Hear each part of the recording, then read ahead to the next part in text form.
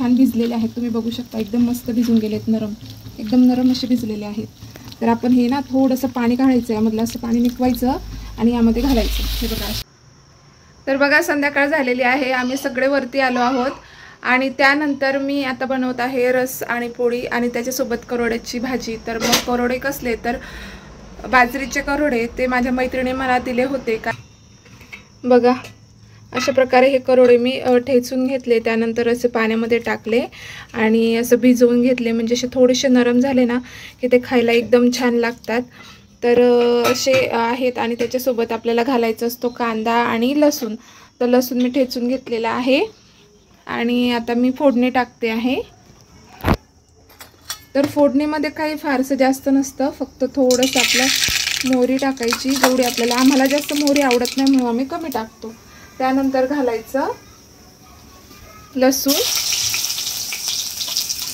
त्यामध्ये घालायचं कांदा. तर कांदा आपल्याला छान परतून घ्यायचा.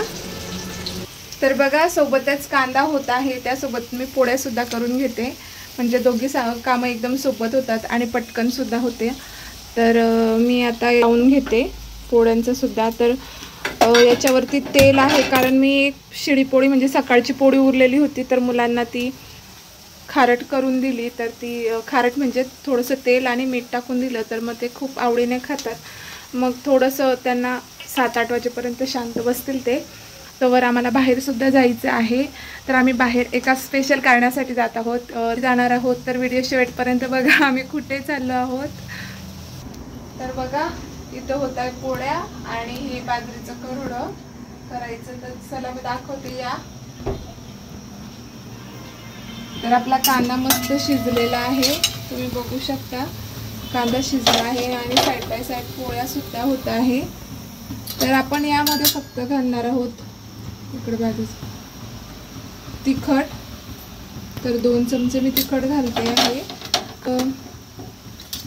असेल धनेपूड तर घालू शकता, नाही घातलं तरी चालतं. थोडी हळद घालते. त्यानंतर आपल्याला हे मिक्स करून घ्यायचं आहे आणि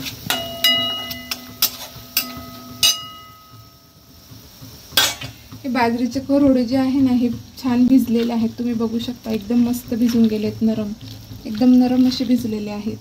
तर आपण हे ना थोडंसं पाणी काढायचं, यामधलं असं पाणी निघवायचं आणि यामध्ये घालायचं. हे बघा असे.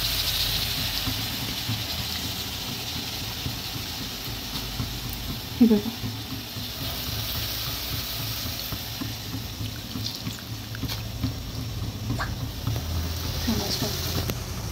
ते हे कोथिंबीर टाकेल अशी.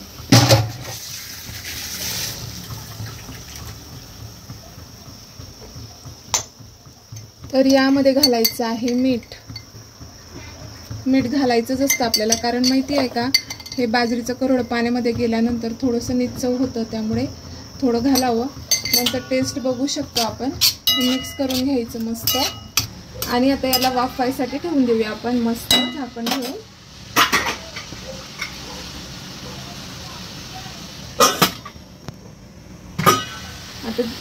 आता वाफायसाठी झाकण ठेवून देऊ. तर बघा पत्तरवाडीवर बसली आहे भूमी, पत्तरवाडीवर जेवण करते आहे. कसं वाटतंय भूमी तुला?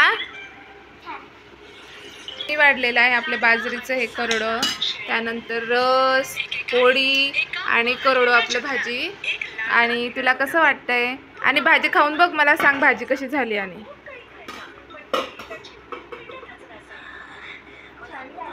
खरंच का तिखट? आणि तुम्ही? तर यांना पण बाजरीचं करोड खूप जास्त आवडतं, तर खूप दिवसांनी आम्ही बनवलेलं आहे. तर रस, पोळी आणि बाजरीचं करोड असं बनवलेलं आहे. आणि ज्ञानेश मोबाईल बघायला बसला आहे, तर त्याला पण आम्ही देणार आहोत.